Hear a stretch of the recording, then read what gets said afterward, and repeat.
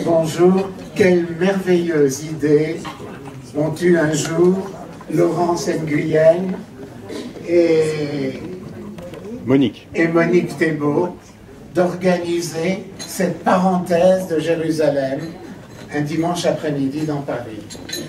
Un temps en dehors du temps, un lieu en dehors du lieu, un moment pour se réunir et parler de Jérusalem. Jérusalem, c'est le cœur et le poumon du peuple juif. Et c'est aussi en même temps le cœur et le poumon de toute une civilisation à laquelle nous sommes tous attachés. Mais malheureusement, une partie des gens qui prétendent nous aimer, une partie des gens qui prétendent aimer Jérusalem, n'ont en tête qu'un seul but, celui de partager la ville. On veut installer au milieu de Jérusalem un mur de séparation, et un mur qui, si ce qu'à Dieu ne plaise se réalisait, serait le signe de conflits ultérieurs. Je dirais que Jérusalem est l'une des villes où je tiens absolument à aller à chaque fois que je vais en Israël, parce que je sais précisément que c'est non seulement la capitale d'Israël, la capitale unifiée à jamais d'Israël, mais aussi parce que je sais que c'est le cœur battant du judaïsme, et je sais parfaitement tout ce que nous devons au judaïsme, et je le dis d'autant plus volontiers que, comme vous le savez, je ne suis pas juif. Quand je suis à Jérusalem, je vois encore plus que ceux qui en parlent de l'extérieur parlent d'une ville ou d'une région qu'ils ne connaissent pas. On voit où en est la France par le fait que si je suis outre-Atlantique, si je suis en Israël, je peux parler à la télévision, William aussi. En France, c'est quasiment impossible. Dans quel pays sommes-nous aujourd'hui? Je dirais que c'est aussi cela qui est préoccupant pour le devenir de la France. Et je dirais que si je regarde la France, j'aurai un regard beaucoup moins optimiste que celui que je peux avoir en regardant Israël, parce que c'est un pays dans lequel l'information ne circule, pour ainsi dire, plus. C'est un pays dans lequel les repères sont en train de s'absenter, et c'est quelque chose d'extrêmement préoccupant. Un pays qui perd ses juifs est un pays qui perd son âme. Donc il importe de bien voir que si la France perd ses juifs, elle perdra son âme, et c'est quelque chose qui se profile sur l'horizon, et face à quoi le reste de la population française et les dirigeants français feraient bien de prêter davantage attention s'ils ne veulent pas que les choses tournent vraiment beaucoup plus mal que ce n'est le cas actuellement.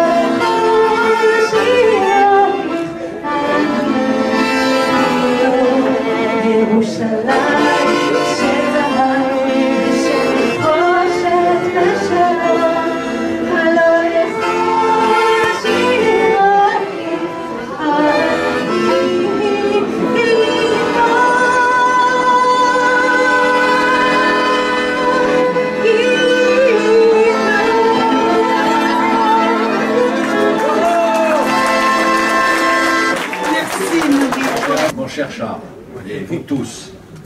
Vous savez, je me souviens de l'année dernière, c'était un moment très agréable. Et je voudrais vous dire que ça me fait très plaisir d'être avec vous aujourd'hui parce qu'il y a beaucoup de choses à dire. Je vais essayer d'être court. Pour un homme politique, c'est méritoire. Hein. Surtout en campagne électorale. Vous dire d'abord que je suis comme vous consterné par le climat qui règne dans ce pays depuis plusieurs mois, voire depuis plusieurs années.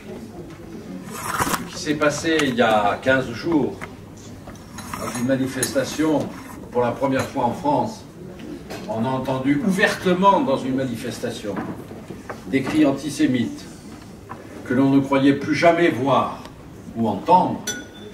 C'est quelque chose qui a bouleversé, qui m'a bouleversé, mais qui vous a bouleversé aussi. Ça venait après l'épisode épouvantable de Dieudonné, ce malfrat antisémite qui a été justement condamné. Et pourtant, je ne suis pas un ami politique de Valls, mais je l'ai soutenu, car il était temps enfin que cet individu soit sanctionné. Et comme il m'arrive de faire du droit, je trouve que le Conseil d'État a bien jugé, contrairement à ce que j'ai lu un peu partout. Parce qu'on nous dit c'est attentatoire à la liberté d'expression. Le Conseil d'État, dans un arrêt Benjamin, Charles Meyer va me pardonner, je fais du droit, moi aussi. Dans un arrêt Benjamin, le Conseil d'État en 1933 avait décidé que la liberté d'expression permettait tout. Non, ce n'est pas vrai. D'abord, le Conseil d'État n'a jamais dit ça, puisque dès 1936, le Conseil d'État, dans un arrêt qui a été oublié, Charles, tu l'as peut-être oublié, l'arrêt Bucard, avait dit que les manifestations antisémites étaient contraires à la dignité de l'homme et avait annulé un spectacle en 1936. Et la jurisprudence du Conseil d'État est beaucoup plus intelligente. Elle est beaucoup plus attentive à la dignité de l'homme et de la personne que je n'ai vu dans la presse, qui évidemment schématise toujours et qui connaît peu. En tout cas, je voudrais vous dire que ces événements-là sont des événements inquiétants sur l'état de notre pays. Je trouve que Madame Taubira, garde des Sceaux, devrait depuis longtemps avoir envoyé une circulaire pénale aux procureurs généraux, mais elle prétend ne plus vouloir faire de circulaire pénale. Quelle idée singulière que le garde des Sceaux se défausse dans des affaires qui sont des affaires quotidiennes. Car l'antisémitisme, c'est pas seulement Dieudonné. L'antisémitisme, ce sont les vexations, les humiliations, les agressions, les insultes, les attaques. Et là, les procureurs généraux et les juges ne sont pas à la hauteur de la situation. Ils classent, parce que c'est difficile, ça les ennuie, ils ont d'autres travaux, c'est difficile de faire venir les témoins ne veulent pas parler. Mais ça, c'est inadmissible, parce que ça, c'est ce qu'il y a de pire. C'est pire encore que Dieudonné qui ne peut vivre que sur cette espèce de consentement implicite qui fait qu'au fond, le délit antisémite est considéré comme un délit mineur. Il n'est pas un délit mineur. Et il n'est pas un délit mineur et il est grave. Car on a vu des gens qui sont des intellectuels antiracistes, qui tout d'un coup découvraient en Dieudonné un partisan de la liberté d'expression, parce que, hélas, l'antisémitisme aujourd'hui a une nouvelle manière d'être, qui est l'antisionisme. Et que sous l'antisionisme se cache l'antisémitisme, et que sous l'antisémitisme se cache l'antisionisme.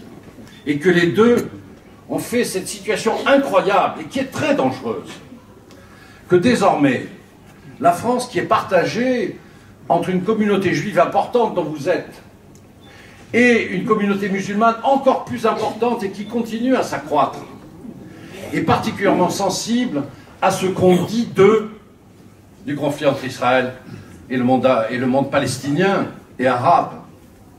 Le Quai d'Orsay porte des responsabilités énormes. Les journalistes portent des responsabilités énormes, y compris des journalistes qui, pourtant, juifs d'origine, ne défendent pas suffisamment Israël et qui, par conséquent, contribuent par leur faiblesse à laisser entendre aux Français qu'Israël serait quelque chose qui n'est pas démocratique, alors que c'est le seul État démocratique du Moyen-Orient. Tout cela, depuis des années, fermente, est devenu maintenant insupportable parce qu'il y a la crise. Et que cette crise rend les gens agressifs. Je vous assure, moi j'ai passé ma matinée sur les marchés un peu partout à Paris. Comme les gens sont agressifs et inquiets. Comme les gens sont vindicatifs. Comme les gens ont besoin véritablement de se retrouver. Comme on les a tourmentés dans des histoires économiques et sociales et sociétales. Où on se met à réformer le droit de la famille comme ça. Parce que la théorie du genre qui s'est fait son apparition dans les lycées, personne n'est au courant, dans les écoles. Tout ça perturbe considérablement un pays qui est dans une crise économique infernale avec un président de la République qui est à 19% d'opinion favorable. Comment voulez-vous gouverner un pays dans ces conditions? Tout ça, il faut faire très attention. Parce que vous avez là le germe malsain et nauséabond, où tout ce qu'il y a de plus putride dans l'individu, comme disait Bertolt Brecht, la bête immonde. La bête immonde, eh bien, elle revient. Et c'est maintenant qu'il faut réagir. Et qu'il faut réagir avec force.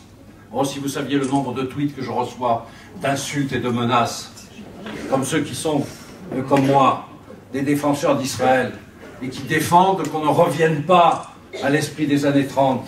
Il n'y a même plus rien à dire, tellement Twitter, Facebook est inondé d'individus qui vous menacent. C'est grave, c'est grave. C'est grave, mais moi je ne suis décidé à me battre complètement.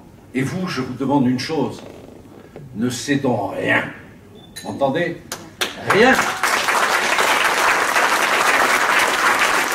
Il y en a d'autres qui ont dit, on ne lâche rien, on ne cède rien. La République, c'est nous. La République, c'est une certaine manière de considérer l'homme et l'individu. Et la République ne supporte pas ce qui se passe en ce moment. Il faut réagir, il faut se battre, car nous avons des intellectuels fourvoyés. Vous vous rendez compte que Finkielkraut est poursuivi parce qu'il a parlé de Français de souche. Oui, exactement. Français de souche devient désormais motif de poursuite devant les tribunaux.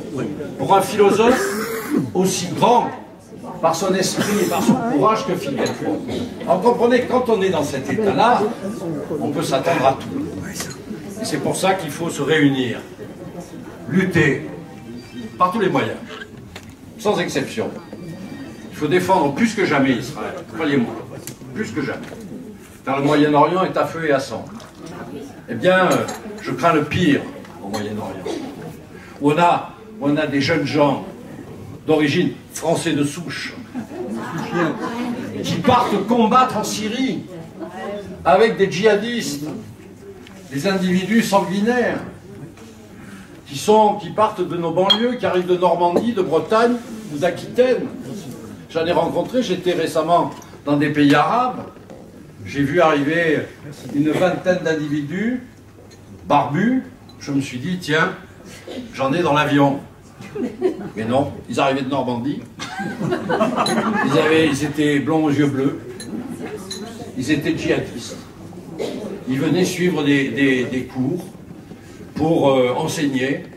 Ça veut dire que le mal est profond, vous savez, parce qu'on donne une espèce de côté aventurier à quelque chose qui est profondément raciste, meurtrier, antisémite, nihiliste, le contraire de ce que nous sommes. Mais rassurez-vous, juste un mot sur l'avenue Foch. Parce que certains connaissent l'avenue Foch quand même, qui est derrière. Alors figurez-vous que dans le même esprit dominant de la France, à savoir je dis n'importe quoi, et puis j'oublie et je change d'avis, l'avenue Foch est destinée, je croyais que c'était un gag moi à l'origine.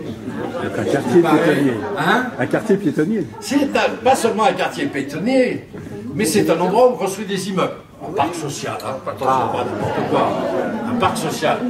400 000 mètres carrés d'immeubles entre la porte Dauphine et la porte d'Auteuil. Et au début, dans le premier projet, pour l'avenue Foch, il y en avait la moitié seulement.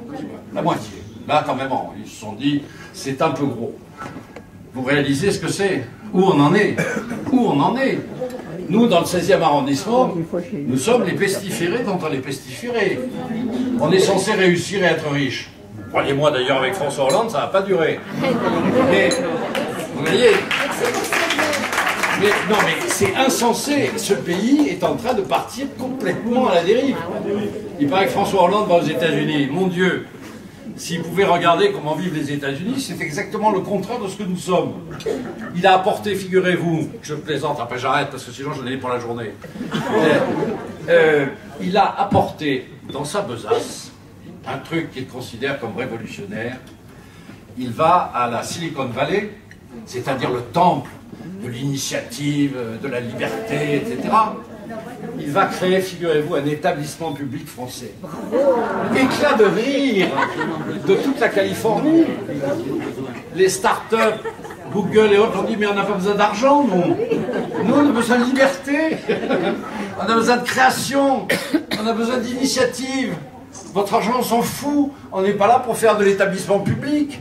On est là pour essayer de réfléchir, d'innover, de progresser, de réussir ou de ne pas réussir et de recommencer. Vous voyez la différence de mentalité sur cette anecdote qu'il peut y avoir entre un pays qui est en train de souffrir terriblement, jusqu'à quand je ne sais pas, par rapport à des pays en difficulté et qui retrouvent le goût de l'initiative. Et pourtant les Américains ne sont pas blanc-bleu. On peut les critiquer pour l'Iran par exemple. Mais très franchement, nous ne sommes pas bien. Mais en tout cas, je peux vous dire que je suis très bien quand je suis avec vous.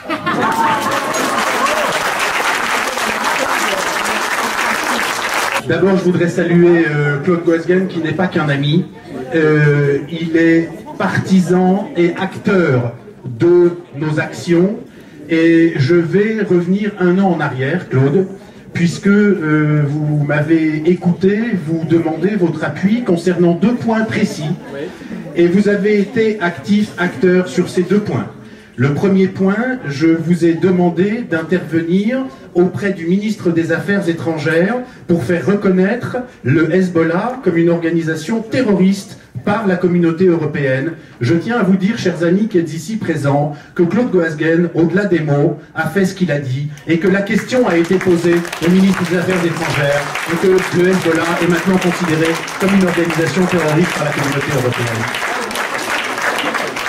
Le deuxième point sur lequel j'ai interrogé notre ami Claude, c'était concernant l'organisation de la Coupe du Monde Junior en Israël, organisation présidée par Michel Platini, qui était soumis à des menaces de toutes parts, et j'ai réussi à sensibiliser facilement Claude Goasguen, qui devant vous m'a dit une chose très simple. Il m'a dit: Emmanuel, tu m'écris la lettre et je la ferai signer par les députés de gauche, de droite, et nous l'enverrons au président Platini. Chers amis, ça a été fait. La Coupe du Monde Junior, UEFA, football, a été organisée en Israël. Merci Claude, parce que vous n'êtes pas qu'un homme de parole, vous êtes un homme qui s'inscrit dans l'action, vous êtes un homme qui prend des risques. Moi, j'ai une image qui est gravée dans mon esprit où Claude Goasguen nous a aidés à lutter contre la désinformation professée, diffusée par Canal+, et je me souviens du bras vengeur tendu vers Canal+. Vous mentez, vous intoxiquez les gens. Voici mes 2 questions, s'il vous plaît. Je voudrais savoir, d'abord, une petite question politique pour se détendre.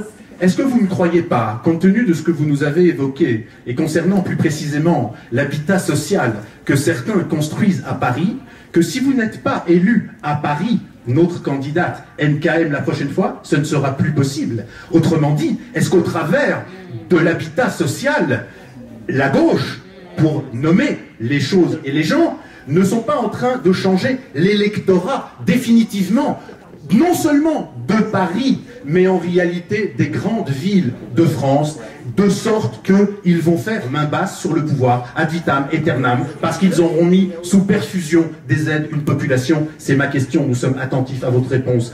Je voudrais, parce que cette histoire de Canal+ se poursuit, le mensonge, la propagande à la télévision ne s'arrête pas, et que souvent, ceux sur lesquels on ment, ceux sur lesquels on répand de mauvaises idées, sont toujours les mêmes. Je voudrais savoir, M. Goasguen, s'il ne serait pas intéressant, opportun maintenant, de penser à un projet de loi qui viserait justement à régler ce que l'on appelle la fiction historique. Faire en sorte que fiction historique ne soit pas un terme offert à tout le monde. Et que si on raisonne fiction historique et donc histoire, qu'il y ait un minimum de cahier des charges, c'est-à-dire par exemple un minimum d'allusion à la vérité, et qu'il y ait une commission qui sache dispenser ce sigle qui serait ensuite utilisé par tous les producteurs de contenu. Je vous remercie. Écoutez, très rapidement, la première question, vous voyez juste.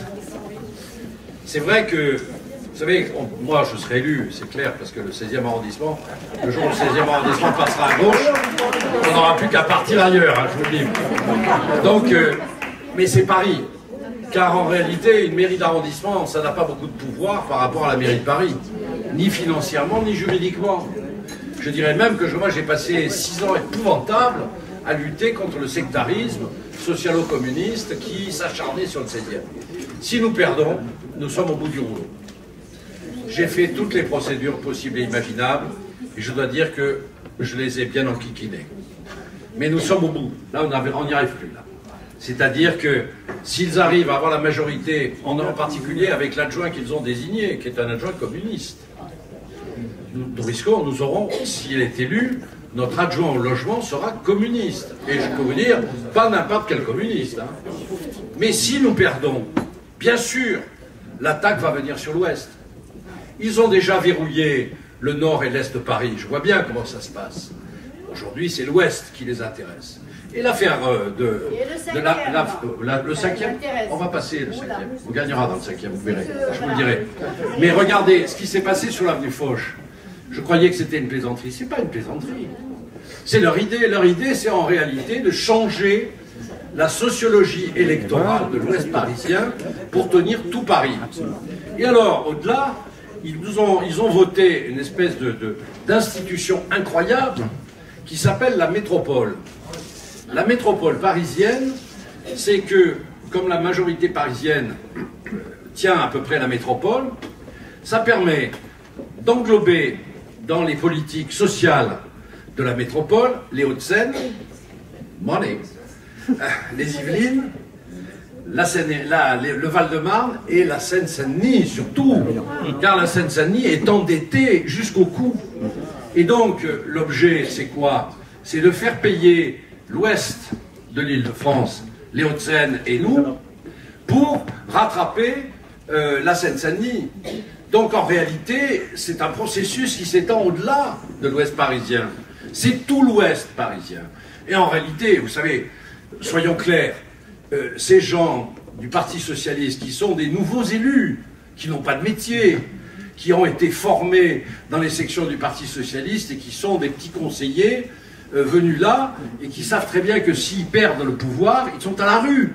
Parce que maintenant, ça devient un défaut d'avoir un métier quand on est député. C'est clair. Il faut surtout ne pas avoir de métier. Il faut faire de la politique tout le temps. Vieille idée marxiste. Ce sont des gens épouvantables, d'un sectarisme épouvantable, et qui en plus sont d'une vertu très aléatoire. Le Guen, condamné sur l'affaire de l'Abnef, pour emploi fictif. M. Rosenblatt, qui a fait le projet président de l'UNEF, condamné dans l'affaire de l'Abnef. M. Cambadélis, député, condamné 2 fois dans l'affaire de l'Abnef.